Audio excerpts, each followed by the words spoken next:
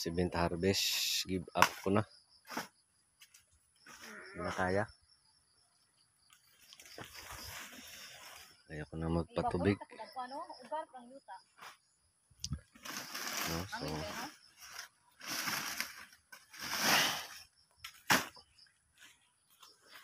iba naman yung problema.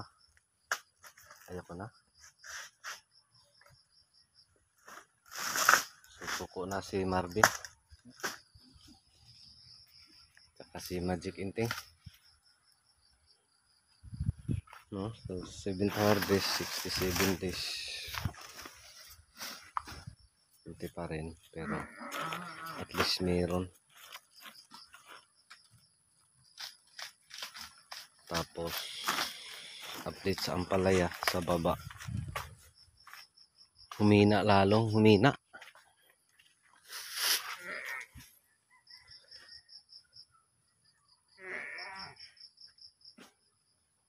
Ewan ko. Give up na ba?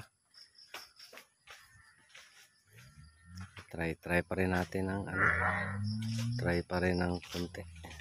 Extend mo na yung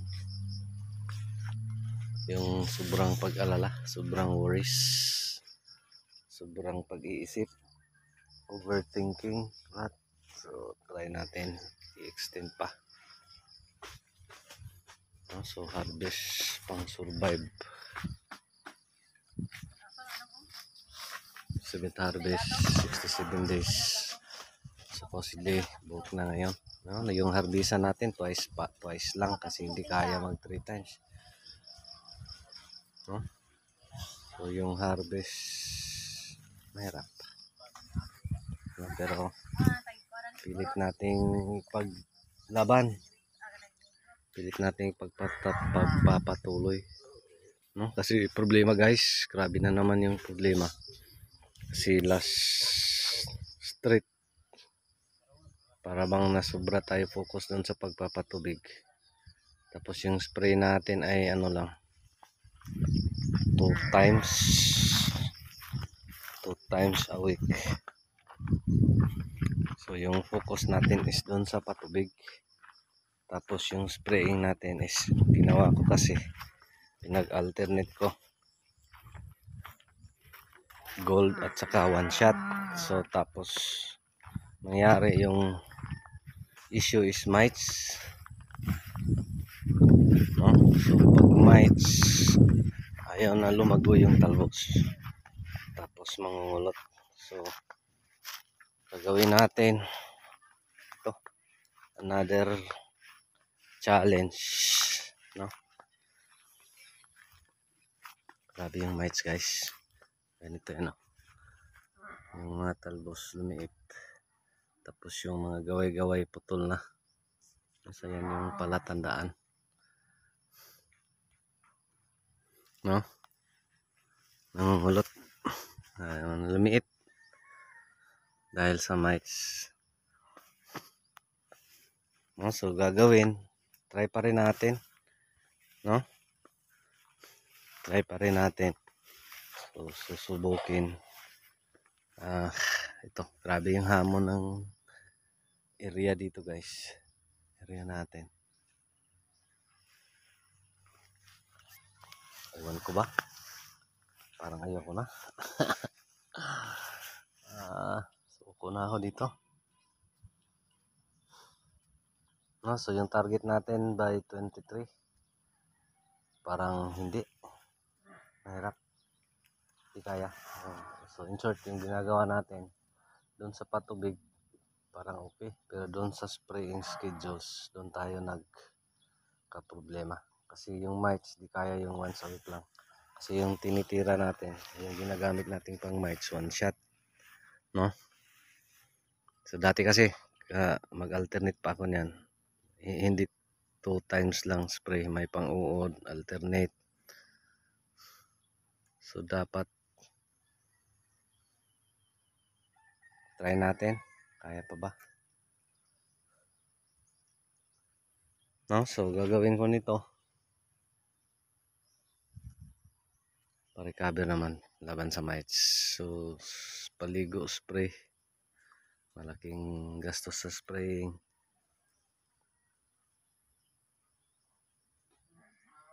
Kailangan 3 times. So gagawin ko spray para ganito yung gagawin ko pag manage.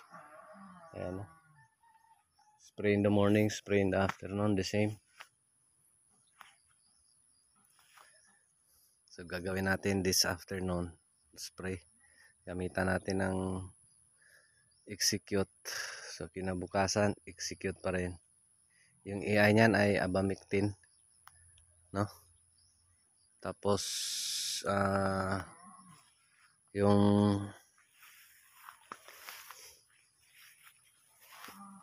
pag-spray ay dikit, no? So lumit yung mga talbos, no? So dati pinapatigil natin, ngayon siya na yung tumitigil, no? So mites yung kalaban. Grabe yung infestation sa mites. Ito yung mahirap sa area na ganito. So yung harvest konti-konti. Yung mga maraming ito nalalagas. Sobra sa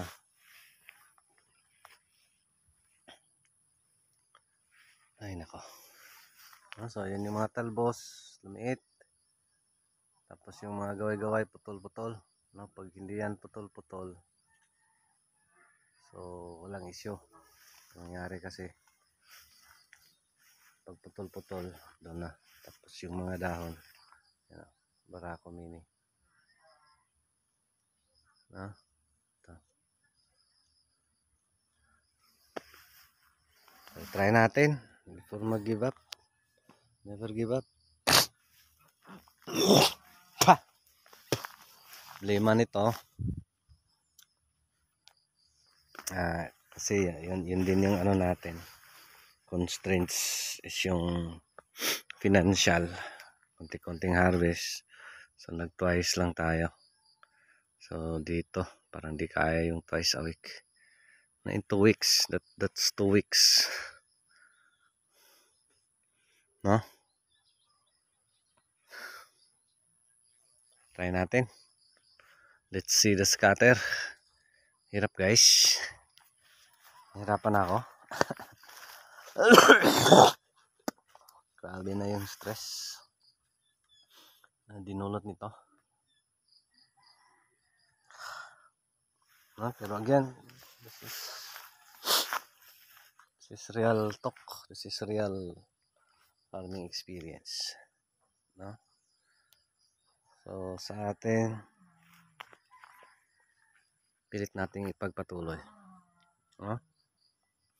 Again, yung harvestan if ganun lang.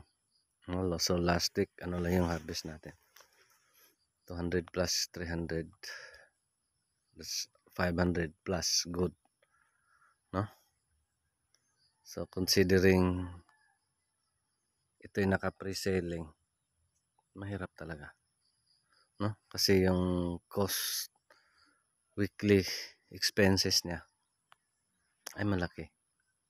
No? Kasi si abono, si tubig, tapos yung tubig natin ngayon napakalaki. So mahirap.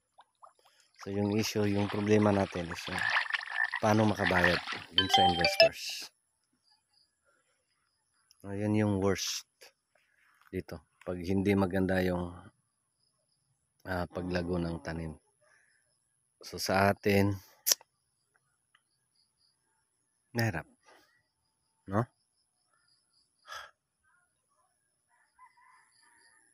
Pero again, try pa rin natin.